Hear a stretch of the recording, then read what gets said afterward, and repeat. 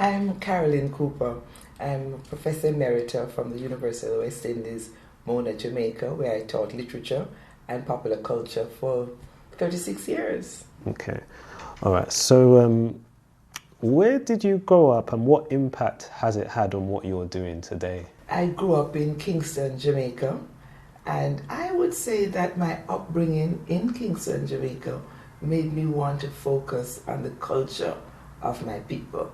And so my research as an academic has focused largely on Jamaican culture, more broadly on Caribbean, also African, and of course I teach a little of the literature of England, but my real focus was always been on Black people's literary production, both the scribal and the oral tradition. What impact did your parents have on you? Because your mother was a teacher, yes, and your father was a tailor. Yes. Well, let's start with my father. He was a man of great style, and I would like to believe that I inherited his sense of style. He was a bespoke tailor, and he really produced high-quality work, and he himself dressed always very elegantly. My mother also was a stylist, but her contribution to my life, what I would say, have more been the academic. She was a teacher, and she nurtured us, and from quite early, I decided I wanted to be a teacher too. But I ended up teaching at university level rather than at primary school, which is where she taught. Okay. All right. Jamaica obviously has a rich culture, it has many great writers. Obviously, I can understand the pan-Caribbean influence. Why Derek Walcott as your PhD? Well, simple answer. One of my professors at the University of the West Indies, Professor Edward Baugh, was a Walcott scholar, and he inspired me to do my PhD on Walcott. As simple as that. He was a brilliant teacher, and because of his own passion for Walcott, I decided that that's what I wanted to do. But I'm not sorry I did it. In fact, Walcott has been a very important influence on my work because he was battling with the St. Lucian Creole versus English, the poetic tradition following in the greats, tradition of the great English poets, but also recognizing that he needed to take into account the language and the culture of St. Lucian. So it's in his plays that you see that Creole sensibility being manifested, and in some of his later poetry, of course. Okay. So sometimes we have scholars, and scholars tend to have this, they just want them to know that they're academic and they don't really have any other interests sometimes. In terms of reggae music, because I'm thinking noises in the blood, Yes. all right, in terms of reggae music, did you have what kind of relationship did you have with reggae music before you started writing? Were you a musician? Were you a dancer? Were you involved? No. Well, when I was growing up in Jamaica in the 1950s into the 60s, I was a very pious Seventh-day Adventist.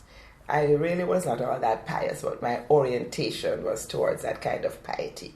So we didn't go to dances, we didn't go to, we weren't part of that emergent popular culture in Jamaica. It's only later, as an academic, that when I began to study the music, that I caught up with some of what I had missed out as a young adult. But the music was everywhere around you, so you heard it. But you weren't going to parties, because parties was what the worldly people did, and we were on the straight and narrow path to heaven. So one of the places I love visiting when I go to the Caribbean, you might find it strange, but I like going to National Archives and Yes. just going through the stuff. And the Caribbean has obviously a lot of important information in these archives, but however, the culture is very oral. Is that to do with the African ancestry? And the reason why I asked that is there an eagerness to maintain everything orally? Because I realise in other cultures they're really keen to document things and put it on paper or archive it. Or is it what's that to do with? Well, we do have a national library in Jamaica. We have the archives in Spanish Town, so we're part of that scribal archival tradition as well. But I think you have to remember that for centuries it was illegal for enslaved Africans to be literate. You had to fight and hide to become literate. You probably know Bookman, who went from Jamaica to Haiti and helped to foment revolution. He was called Bookman because he was literate. So, we did have a tradition of literacy, but the predominant way through which culture was transmitted was through the oral tradition. And that has remained very much alive in Jamaican culture, manifesting itself in the lyrics of the reggae and dancehall DJs. They use a lot of proverbs. They use a lot of turns of phrase that come out of the oral tradition. You started off with, correct me if I'm wrong, but you started off with English literature, yes. And then you steered your focus between what you call the scribal and the oral, yes, in terms of reggae and dancehall music. What led you to that direction? When I returned home from teaching in the US, I decided I was going to focus on black people's writing, because I figured there were enough white people writing about their literature that I didn't need to bother with them.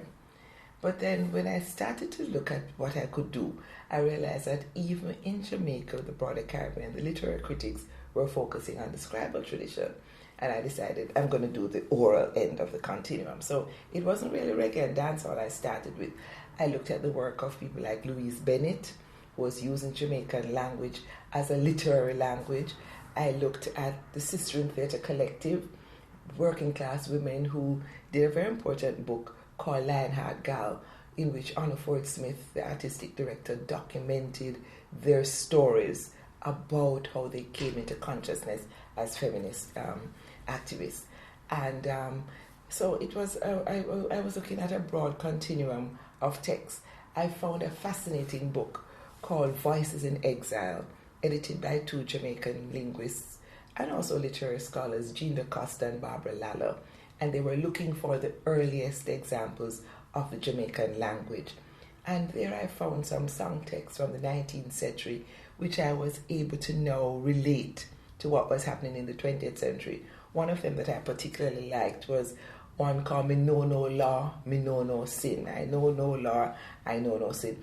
Although a slave me is born and bred, my skin is black, not yellow. I often sold my maidenhead to many a handsome fellow. So here's this woman trading on so-called virginity because she knows that a certain kind of man wants to control, wants to discover new territory. And so, yes, if you want a virgin, I can be a virgin. And I related that whole posture of cunning to what I see as a kind of a Nancy syndrome in the culture where people use cunning to survive. And I was able now to make the connection through that book to some of what was happening in the contemporary period and trying to show that there was a kind of trajectory and intellectual tradition of using your wits to survive, particularly in circumstances where you don't have a lot of actual power. But in the case of this woman, she's using her body as a marketing tool and using it in such a way that she gets empowered in the process, because in a way she's controlling the way her body is perceived. Just taking a quote, I think hopefully the quote is right. Yes. Black women were empowered by claiming their sexuality in the dancehall. Yes. Was that a finding of yours, or is that your opinion? It's really my opinion, because I really haven't interviewed a whole set of women in the dancehall to ask them, do you feel empowered in this space? But so many people say dancehall is a misogynist space, it's anti-women. And I'm saying, here are these intelligent women who are engaging with dancehall culture. Obviously, they don't think that they're disempowered, otherwise they wouldn't be there. And in a way, I think the attitude to women in dancehall is really, from the elitist perspective, is really a kind of dissing of women, working class women, saying that, they don't know that they're being exploited. The women are going to the dancehall as a place of fun, entertainment, to just to just take control of a space and enjoy themselves. So that's how I read it. Okay, this is a question that actually my friend asked me to ask you about. It's about, have talked about women's distinctive contributions to music and dance forms in the Caribbean. In what popular forms have been produced by or created mostly by women, if that's a question? Well, I would say storytelling has been a predominantly female tradition, although men do tell stories as well. So many of the Nancy stories that we learned would have been transmitted by grandmothers and aunts and mothers and so on. So women are storytellers. That's one form of verbal creativity that women have controlled, but not exclusively so. Then you have female DJs, a woman like Lady Saw, who has now become born again Marion Hall, but in her raunchy dance hall days, I think Marion Hall Lady Saw represented a tradition of verbal excess, somewhat like this woman, me know no law, me know no sin, from the 19th century, was saying, don't try to tie me down to any notions of respectability. So the dance hall is a space in which women have created lyrics and also a body language that affirms power.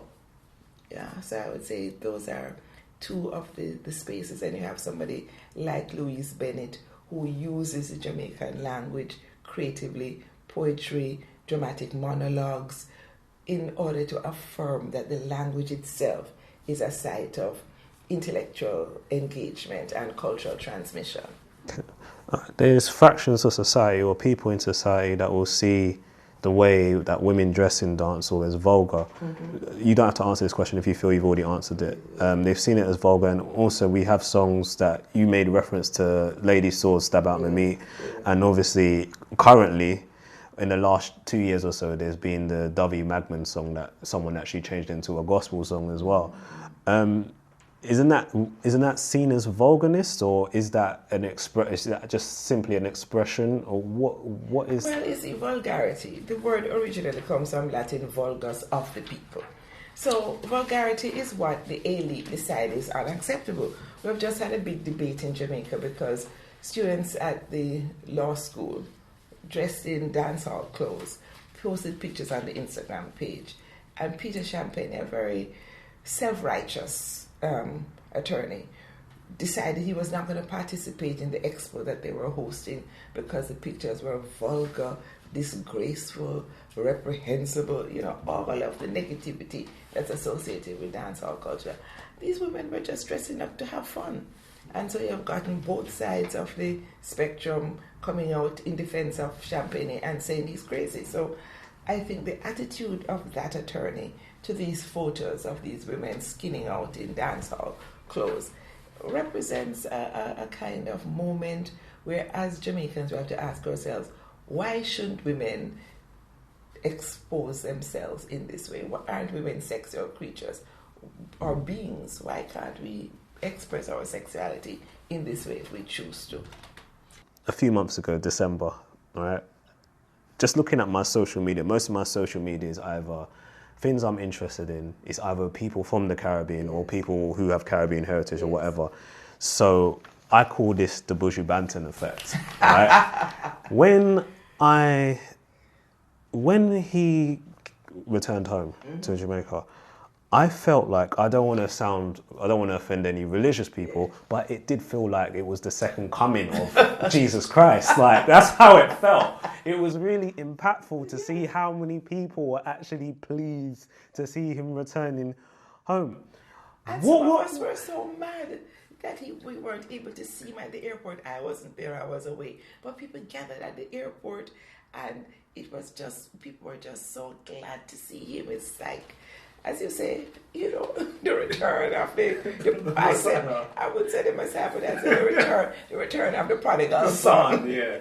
And that feeling that you wanted to celebrate his return. But there's so many great artists from Jamaica, yes. And I think to myself, I don't think that would have been the case for many others. I think there would have been obviously wanting people. Yes. There would have been the crowds there. But I just feel, what is unique about Buju that it was so impactful? What is unique? Well, I think Buju is a good artist. You know, his lyrics, his performance, his whole persona. But I think people saw him as a victim of the gay rights lobby. You know, you can't convince most Jamaicans that it wasn't a setup because of his anti-homosexuality lyrics. And so they are convinced that it's a man them who set him up. And so there's that sense in which Jamaicans, certain kinds of Jamaican cultural values cohere around Buju as a symbol of a rebel, and then get him because he never conform and so on. So that there's that element of it. But other people, I mean, I have some upstanding, uptown friends that I'm amazed at how much they love Buju. They say, Buju just a my artist. One of my friends kept calling me. She has to get tickets. She finally got her tickets. And you look at her and she looks so prim and proper and respectable. You would never expect her to be a Buju Banton fan. So I think Buju's appeal crosses class lines. And, you know, there are people quarreling, why did he take up Mandela's book title about Long Walk to Freedom? Buju is no Mandela. I'm saying, I mean, Mandela doesn't own Long Walk to Freedom. Buju has had a long walk to freedom. It's 10 years of a man's life just gone. And what upset me is that Buju is such a skillful, talented man. I don't understand how he got himself in this situation, you know. So it's just life. And I think so many of us are just glad that he's out. I was at Hellshire Beach a few weeks ago and somebody passed and said, the gargamel on the beach. Listen, I had just gotten my fish. Fish abandoned.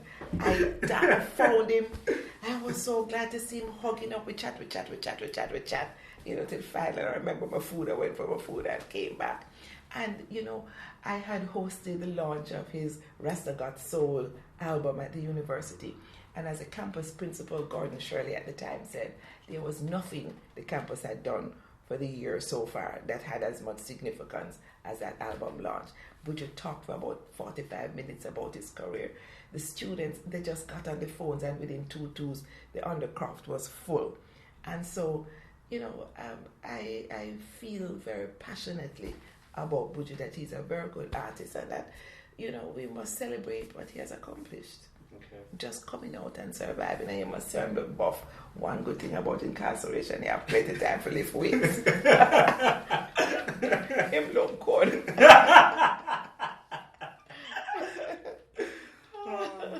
Okay. Yes, I know how you feel, you know. I was part of a team that was trying to help reduce the sentence, and I just feel so happy that he's out finally. And his spirit is very good. When you talk to him, he feels, you see that he's empowered. Him don't pop down. Yeah. That's good. That's good to hear. Mm-hmm. Okay. These two key words that go together, brand Jamaica. Yes. Something that's always expressed quite a lot in the public. A lot of people obviously in Jamaica will talk about it, but a lot of the diaspora, even people that 2-3 generations removed from Jamaica, are very concerned about brand Jamaica and cultural appropriation, especially as Jamaica is seen as this cultural mecca. Now, I want to know what has caused this and why, or do you not know? Doesn't anyone not know? Because Jamaica is a place where it's idolized, it's respected, people love it. How did Jamaica become this significant thing in culture around the world? Sometimes I'm watching a football match in Eastern European country and there's a Jamaica flag there. What's that doing there? We just big and broad. I would say Jamaican people are an island people with a continental consciousness. We know that we come from a vast continent. The little island there doesn't define who we are. In fact, Louise Bennett has a poem in which she says, Matty says they must tell world map to stop draw Jamaica small because a little speck can, represent with greatness at all. I can't remember exactly what represent, but the whole idea that we are much more than this little dot in the Caribbean Sea. So how do you explain this Jamaican exceptionalism? How is it that Jamaican culture has captured the imagination of so many people? How did Jamaica produce Marcus Garvey, a man who could globalize, he globalized black consciousness in a way that hadn't happened before. He mobilized black Americans to think about blackness in a new way, positively. This is like a black man from St. Anne. Bob Marley again.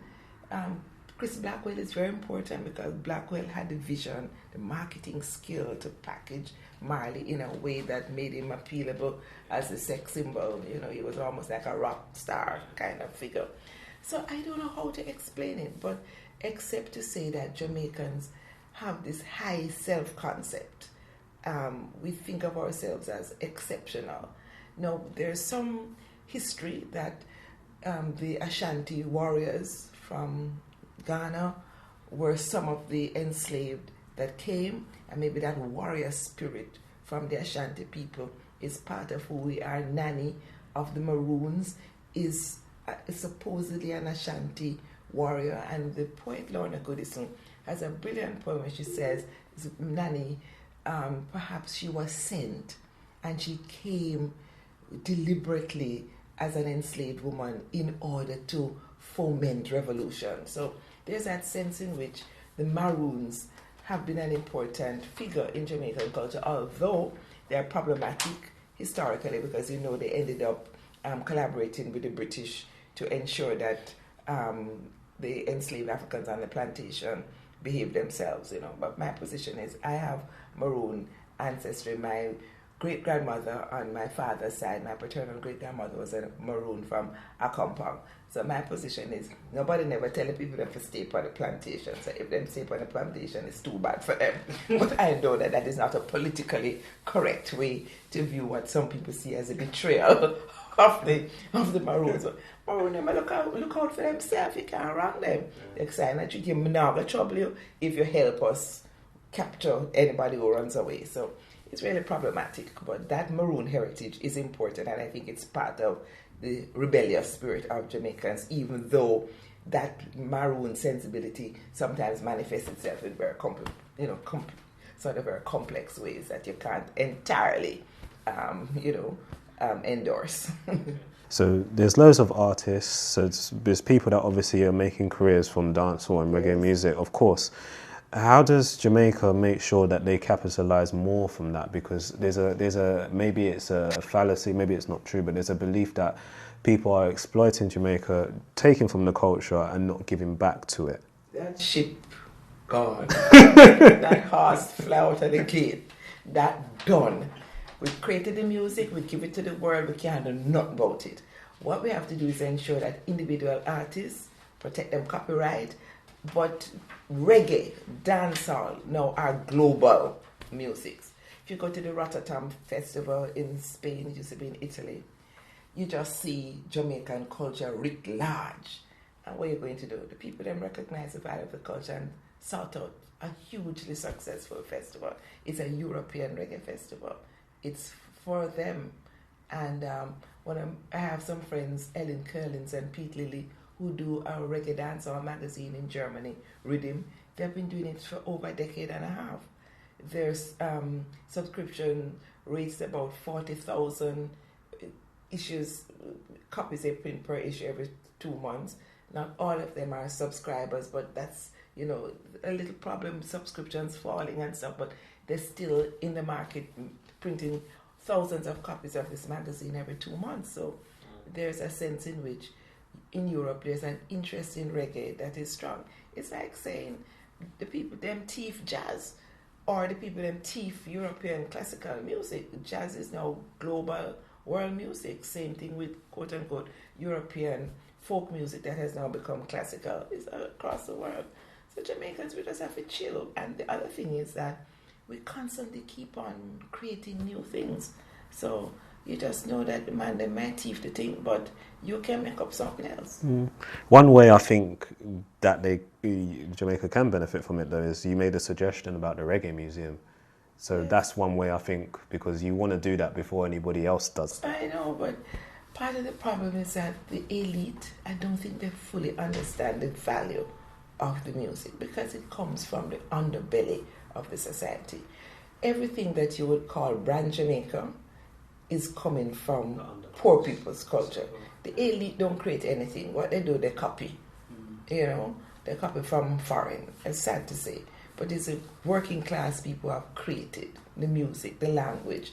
And the music and the language, these are the things that are devalued by the elite. So instead of, for example, celebrating Jamaican as a language that African peoples created out of their languages and English, various dialects of English, they just say, no, corrupt, broken English, not valuable, this is nonsense, And that is something now that people all over the world trying to learn the language. And when you tell them that, they laugh and they say, oh, it's only low-class people trying to learn it. No, there's nothing you can do to convince certain Jamaicans that the culture has value. So you just have to ignore them and press along.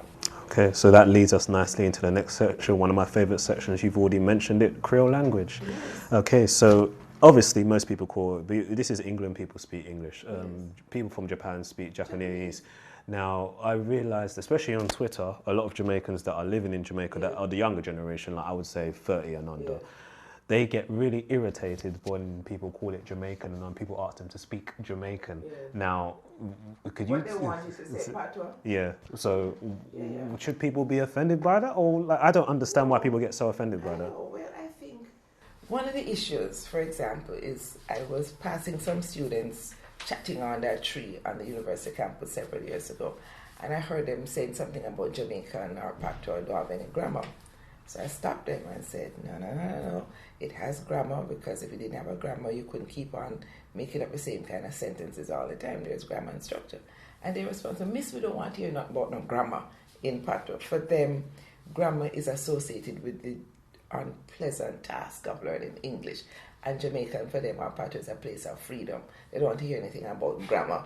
And I think perhaps maybe that is some of what is at the core of the refusal to say Jamaican, because Jamaican now makes it sound very academic and very respectable, and they want patois because patois gives them a sense of freedom. So I think that might be something, but I really haven't done any research. Maybe it would be interesting for somebody to ask, why do young people prefer to say patois rather than Jamaican?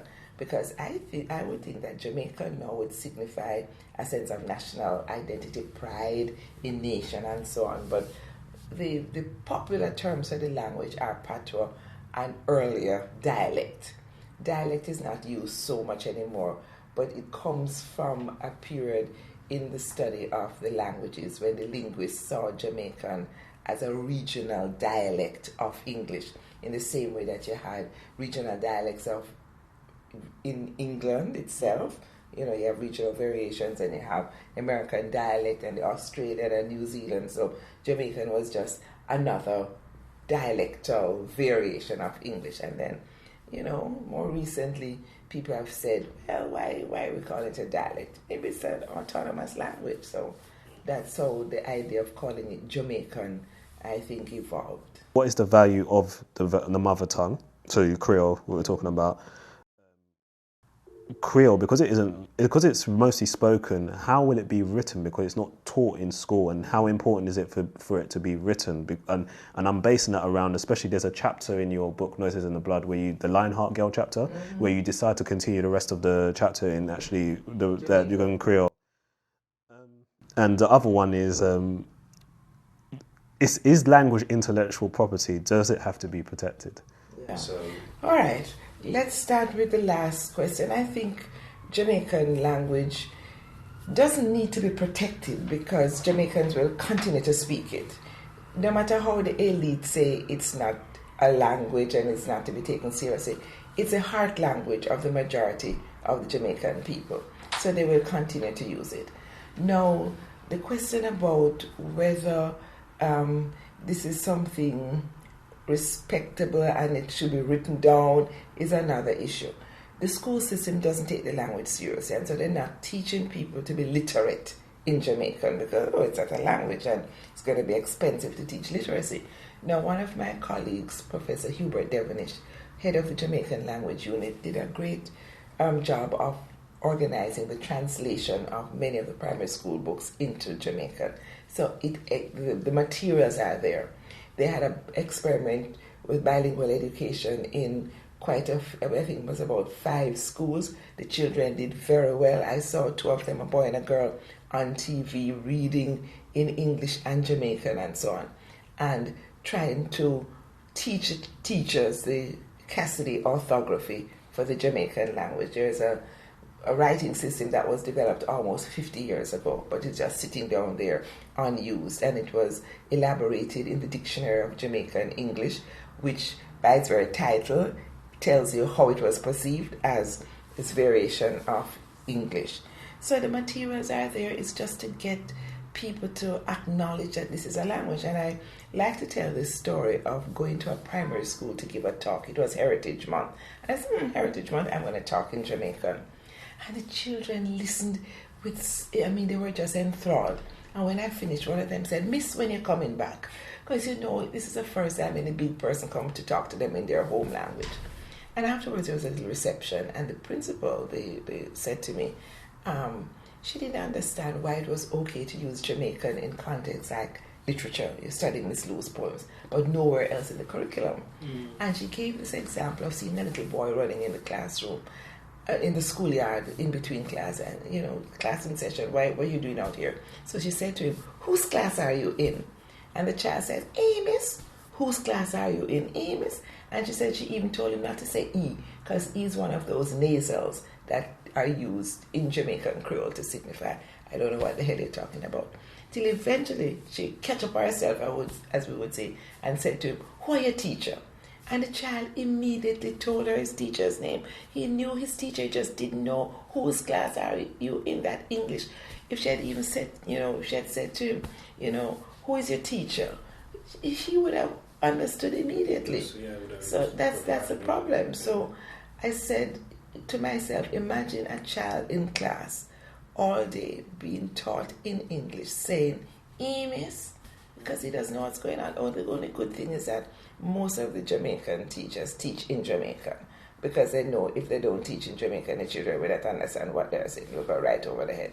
But what we need is a formal policy and a way to do the bilingual education efficiently so that the children can learn, because a lot of the children are coming out, they can't read and write.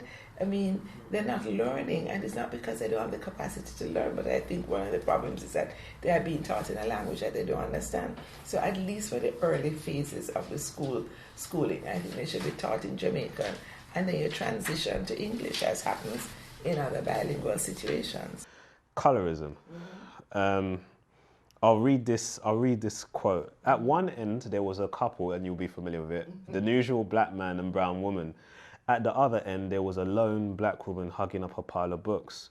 What message was this institution sending? And you also talked about this at the conference at London Metropolitan Archives, and it really made me think, because at Christmas, there was this shirt I wanted to buy, and it was said Chante Noel, which means that it's to do with the Chante Noel celebration in Martinique and Guadeloupe at Christmas.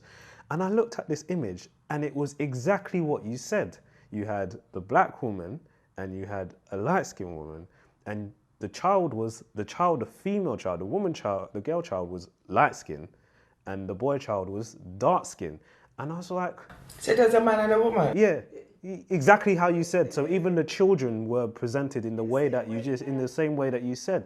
So I was wondering to myself, my thing is, it's a global issue, or even just dealing with it in Jamaica or the Caribbean in general. What are some core things that need to be done in order to change this attitude? Because it's ridiculous. The media, they are a large part of the problem, because they are the ones who are reinscribing the images.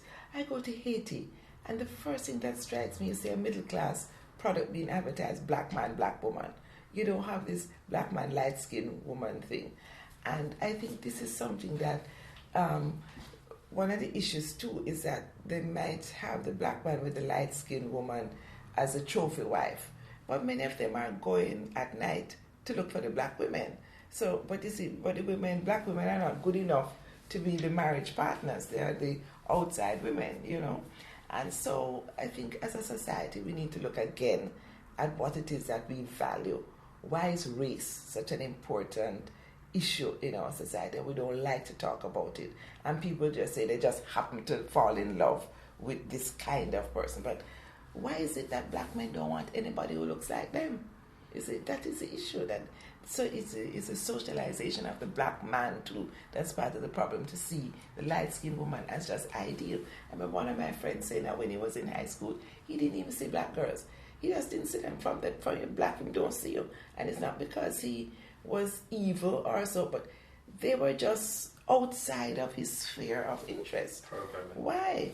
Because of the programming side in the media and in the home, because no matter how you try to tell the children in the home that they are beautiful, the black women, when they go in the road, they're getting different images. I remember one of my friends had beautiful children, but you could not persuade them that they were beautiful. They were saying, oh, it's just because you're our auntie. Why are you saying that? So, and I keep seeing one of them now, and I say, I hope you know you're beautiful, and she laughed and she said, yes, she knows now. But in teenage years, when it's so important, when you're forming relationships and stuff, and if you're walking around with this sense that you're ugly, I myself grew up with that feeling that, you grow up because the society tells you that you're ugly. I was imagine look how long it take me now to find out that I'm beautiful. It's always wasted emotional energy that black women have had to deal with. And as I said in that column, I'm not buying any product from any company that turns black women into a minus. And you shouldn't. So that's it.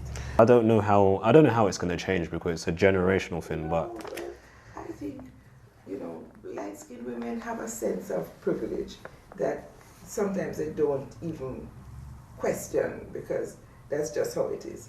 And I think black women maybe sometimes assume that light-skinned women have no problems. And when you talk to some of them, you realize that even though they have light skin and they're quote-unquote pretty, they have the same problems of insecurity, that they feel that they still don't feel that they look good. And that is because the media, I think, programs women, black, white, brown, to think that there's some ideal standard of beauty that they haven't reached, that they need certain cosmetics to fix them up. Men don't have any of this anxiety, no matter how the man ugly him gone through and he's looking for the best woman him can find. The man have, as Buju Emeritus, the Nigerian novelist, says in one of her novels, Joys of Motherhood, a man is never ugly. So women are under this pressure to be beautiful. So it's not just black women have the problem, brown people have the problem, white people have the problem. Because in Jamaica, the ideal beauty is the browning. So white women are just as much, maybe people might say not just as much, but many white women will tell you in Jamaica that they don't feel beautiful because they don't represent the ideal of the mixed race person.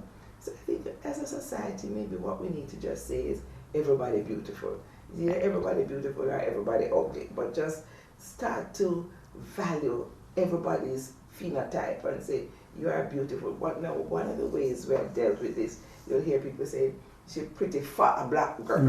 Meaning now that a black girl isn't supposed to be beautiful, but she's beautiful, so she's pretty for a black girl. And that is a kind of backhanded compliment. Very much so. So I don't know where we're going to solve it, but you have to start in the home, and the people who own the media have to say, no, we're going to change how we present this thing. Why should the ideal family in Jamaica be a black man, a light-skinned woman producing a black child, male, and a brown child, female? No. Okay.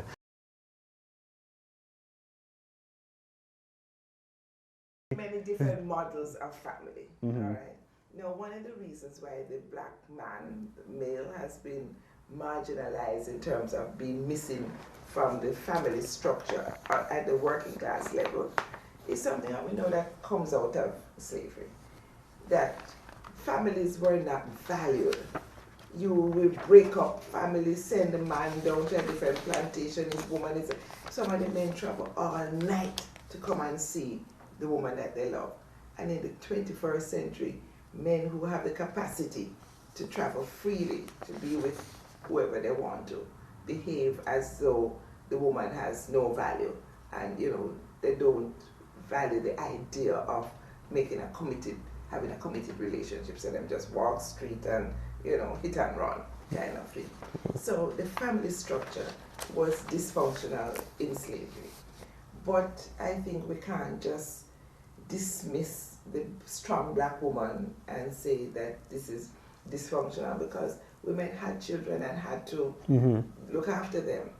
In many cases, uncles, my friend and Erna Bradburn, very important sociologist, who was the first person, I think, who helped me to see that the father may be missing, but a male figure is usually in the family, whether it's an uncle or, so that the children were not always deprived of male role models.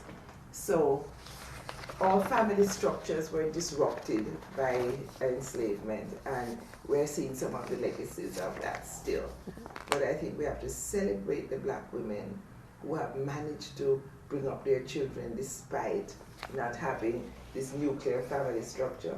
And then you have to recognize that you have a family structure coming from West Africa where, you had polygamy, but one of the problems in the Caribbean is that many men are trying to do polygamy on a budget, and that cannot work. The way it worked in Africa is that you had to have the resources to have more than one woman. So they have the idea of polygamy, but they don't have the resources to actually make it work properly. Mm-hmm. So, it's complex. That's what I would say. So I'm not going to glorify the woman who and say this is the ideal for the woman to be bringing up a child. English literature. So I would like to know, it doesn't have to be Caribbean writers, but what writers have had a great influence on you, or what writers do you think people should read that you, are there any books that you think people should read? No, I'm not one of those prescribers of books. Okay. But I think Toni Morrison is an important writer. Sula, The Bluest Eye, those books that tell you about the whole experience of black women in America. Verna Brodber is a very important writer. I would say Jane and Louise Will Soon Come Home is a very powerful novel about the socialization of black women in Jamaica. Well, I think Jean Reese from Dominica is important for her rewriting of Jane Eyre in White Sargasso Sea. And there are some important men, Chinua Achebe, Derek Walcott, George Lamming, younger generation, Kai Miller, I think he's a very powerful writer, Marlon James too. So there's so many books, it's very difficult for me to say, you need to read these. Okay. Just need to read. We have, it's only a few years ago I realized this, but I was younger, so I was like, whoa, wow. We have people here now that are obviously what we call Black British, but they are very removed. Some of them have never been to the Caribbean at all. Now, what I wanted to ask is, should Black Britons be maintaining a connection with the Caribbean for any particular reason? Because some people sometimes only claim Caribbean heritage for negative reasons. A negative reason is, they don't accept us here, so I'm going to claim this over here, which I think is a negative reason rather than a positive feeling. And so do you think they should be maintaining some type of connection with the Caribbean? Well, you see, it starts in the family. If your parents are from the Caribbean and socialize you to see yourself as Black British of Caribbean heritage, it will be a natural part of your identity to want to claim the Caribbean. But I think some parents might have even felt that the life they had in the Caribbean was so hard. They want to forget it and push the children to become British. So I think the home is a major factor in how the person is going to view the Caribbean. But I think any conscious Black person whose heritage is outside of Britain, say Africa or the Caribbean, will at some point become curious to say, where did my people come from? And so they might want to explore that. They may go home and say, well, I don't really have anything in common with these people. I have more in common with white people than with those people that my parents left. And, you have to work out your own salvation. But I think at some point, especially in the US now with the DNA, all of these sites that tell you about your DNA and your ancestry.com and so on. People are curious about where they've come from. A lot of white people have stopped doing these tests because they suddenly find out that they have Black people in their lineage. And that is not exactly what they were going there to find. So I think, young Black British people will in fact have to find their own ways. Not for me to say you should go back to the Caribbean. If you feel so inclined, do it. But a lot of people are here, and this is where they see you as home, and that's it. Why is Carnival now a phenomenon in Jamaica, and does it allow everyone to participate? Well, Carnival in Jamaica originally as part of the University of the West Indies, bringing into Jamaica students from the Eastern Caribbean. So when I was a student, we had Carnival on campus, so that was the first manifestation of it, but it was really a UE event. And then Byron Lee brought in Trinidad Carnival for the middle class, and that was just another way in which the middle class could imprint itself on the national consciousness and antagonize black people, because they would wind up and down in the streets in the same kind of vulgar, indecent clothing that they associate with dancehall, but it was okay because they were doing it.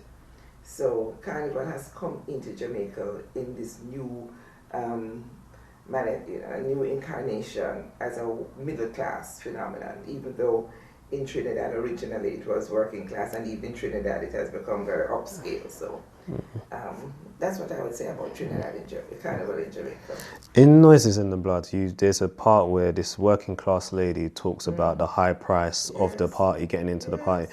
Do you think Trinidad, the Jamaica Carnival, is now the upper classes being able to express that nature on the streets, or is it just, No, I think she said the reason why it's so expensive because they don't want us to see them carried on bad, which I thought was so insightful, because carrying on bad is something that black people do and poor people do.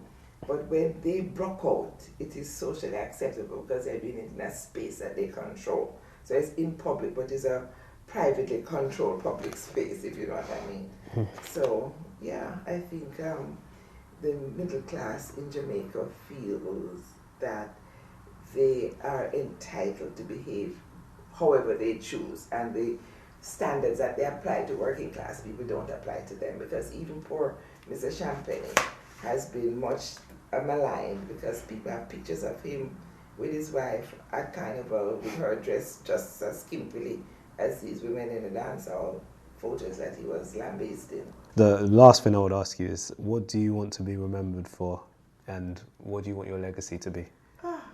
I want my legacy to be a celebration of black people's creativity. Okay. That's what I would like my legacy to be. Thank you, Dr. Cooper. An absolute pleasure. Thanks.